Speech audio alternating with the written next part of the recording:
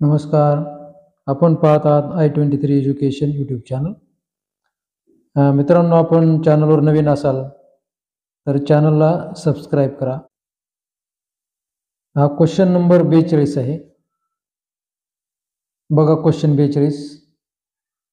500 metre आणि 400 metre लांबीच्या दोन मालगाड्या विरुद्ध दिशेने समांतर रुळावरून 40 व 35 किलोमीटर पर आवर या वेगाने धावतात, तर त्यांना एकमेकींना ओलांडण्यास किती वेळ लागेल? प्रॉब्लेम अगोदर समजून घेतला पाहिजे. दोन रेल्वे गाड्या आहेत, एक आणि ही दुसरी एक. समांतर रुळावर आहे दोन्ही दोन. त्यांना ओलांडण्यासाठी किती वेळ लागेल तिला काढायची? ही एक पहिली आहे आणि ही दुसरी आहे. तिला समजा आता या रेल्वे गाडीला ओलांडायचं असेल तर कुठे यावं लागेल? पार इथं मागचं टोक येईल ह्याचं, ही केळशी अशी पुढे. मग ओलांडण्यासाठी त्याला लागलेलं हे अंतर आपल्याला एवढं धरावं लागतं. म्हणजे दोन्ही रेल्वे गाड्याचं जे अंतर आहे ते डी करायचं. मग डी हे डिस्टन्स इज इक्वल टू 500 आणि हे 400 किती येईल? 900. हे लक्षात आलं असेल तुमच्या, 900 मीटर झालं. आता यांचा जे वेग आहे दोन्हीच आहे, फी किंवा स्पीड म्हणतो आपण, फी इज इक्वल टू एकीचा आहे 40 आणि एकीचा आहे 35. दोन्ही धरावं लागेल ना. मग फी 1 आणि फी 2, तर या दोन्हीची बेरीज करू आपण. 40 आणि 35 हे येईल 75. पण हे 75 जे आहे हे किलोमीटर पर आवर आहे. एका किलोमीटर आपल्या एका तासाला इतके किलोमीटर. आणि वेळ काढायचा म्हणजे टी काढायचा आहे. एक क्वेश्चन मार्क सेम आहे, आपण जे नेहमी काढत होतो त्याच पद्धतीने.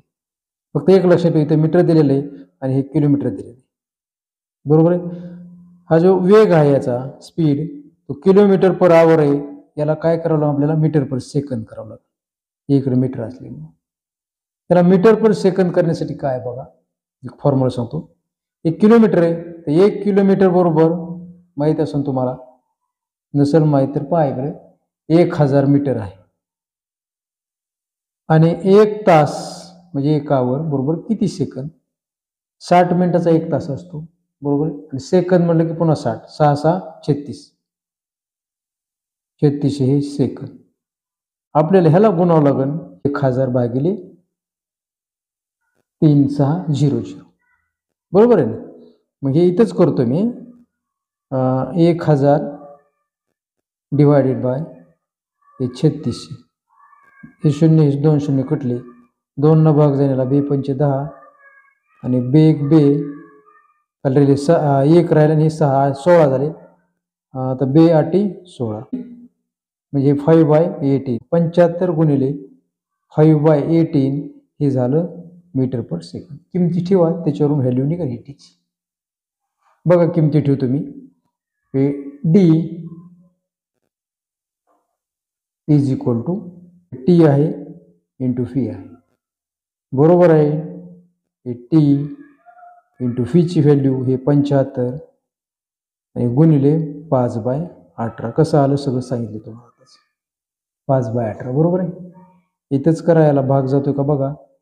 याला समजा आपण 3 न भाग जर दिला तर 3 × 18 येईल. इथं 3 2 6 खाली राहिले 1, 5 झाले 15 झाले आणि 3 5 15. काय येईल? हे T into 25 into 5 divided by 6 आणि हे इकडे डी. डीची व्हॅल्यू ठेवतो मी इथं, हे 900. बघा इकडे आता पुढे चलो आपण. काय झालं तर हे टी काढायचं आहे. मग टी बरोबर आहे हे 900 जशाला तसा. हे सगळं इकडे डिवाइड होईल.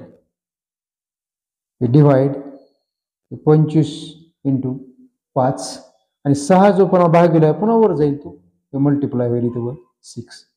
आला असं लक्षात. हे कसं आहे भाग द्यायचा बघा. आता हे 5 1 5, इथं बी 5 आहे, 4 राहिले. 4 वर शून्य घेतला 40 झाले. 45 40 आणि जो शून्य जशा तसं इथं लिहितोय मी भरता येईल. 180 गुणिले 6 आणि डिवायडेड बाय 25. आला असं लक्षात. आता इकडे चाललो तेच 180 इंटू 6 डिवायडेड बाय 25. आता पुन्हा 25 न भाग देऊन बघू आपण याला. हे 25 एक 25, 25 एक 150, 25 7 पावणे 200, 175 झाले. खाल्लेले 5, 5 ला भाग बसणं 0 झाला, 50 झाले. तिथे पॉईंट येईल मग. 25 एक 25 आणि 25 दोन्ही 50, 7.2 गुणिले 6 बरोबर आहे बघा. 6 दोन्ही 12, 6 42 आणि त्याला एक 43, 43.2 टी आला. कशात येईल पण हा आता सेकंदात येईल. अलग लक्षात, म्हणजे T is equal to 43.2 second. की दोन त्या गाड्यांना एकमेकींना ओलांडण्यास लागणारा टाइम जो आहे तो किती येईल? 43.2 सेकंद. ओके. दुसरा क्वेश्चन बघा. 46 कट करून हा 42 मधला दुसरा क्वेश्चन होईल. तर क्वेश्चन काय तर, एक रेल्वे गाडी 40 किलोमीटर वेगाने 200 मीटर असलेला बोगदा 1 मिनिट आणि 12 सेकंदात ओलांडते. तर त्या रेल्वेची लांबी किती काढायची? बघा, सगळ्या किमती लिहून काढा अगोदर. त्याची स्पीड दिलेली म्हणजे व्ही दिलेलं आहे. किती दिलेलं व्ही?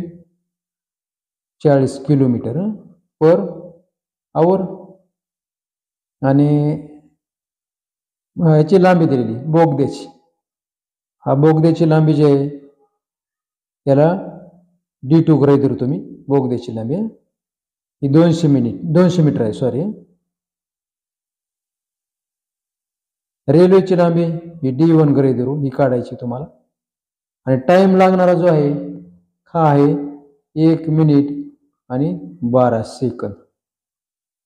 बरोबर. तर हे रेल्वेची लांबी काढायची आपल्याला. बोगदा ओलांडायचा आहे. ही रेल्वे आहे, पुढं हा बोगदा आहे. बरोबर. हा ओलांडण्यासाठी इथून इतका अंतर ज्यावेळेस बाहेर जाईल रेल्वे त्यावेळेस रेल्वे हे बोगद्याचं अंतर एवढं वजा होऊन जाईल, हे रेल्वेचं निघून जाईल. डिस्टन्स हे पूर्ण गृहीत धरावं लागणार आपल्याला. डी आपल्या फॉर्म्युल्यानुसार करायचे. D is equal to A into V. बरोबर.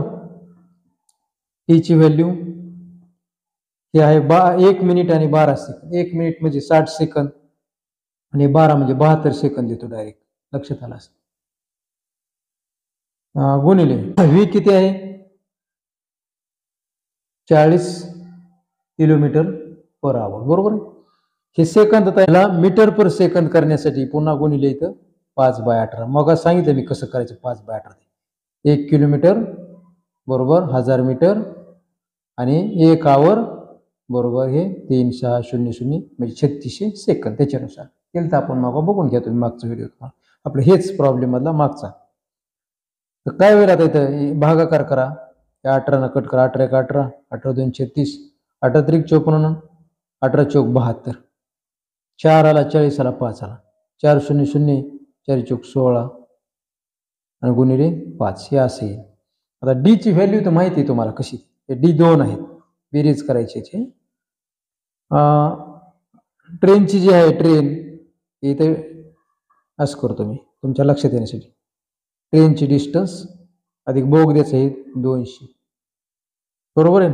इज इक्वल टू 160 हे आणि गुणिले 5 हे असं आलं. बरोबर आहे. बरोबर आहे. 5 0 0 आणि 16 85 हे येईल. म्हणून TD ट्रेनची लांबी इज इक्वल टू 800 TD म्हणजे काय? ट्रेनची लांबी गृहीत धरा 800. हे 800 हा इथं प्लस आहे 200 तो इकडे आलो मायनस होईल ऑटोमॅटिक 200. बरोबर आहे 600. कशात आणा येणार आता ही लांबी? मीटरमध्ये. पहिली मीटर आहे, याला बी आपण मीटर पर सेकंद केले आणि हे सेकंदात आहे. ओके. त्या ट्रेनची लांबी किती आली? 600 metre. So thanks for watching this video. मित्रांनो, तुम्ही आतापर्यंत चॅनलला सबस्क्राईब केलं नसेल तर चॅनलला सबस्क्राईब करून घ्या. So thanks.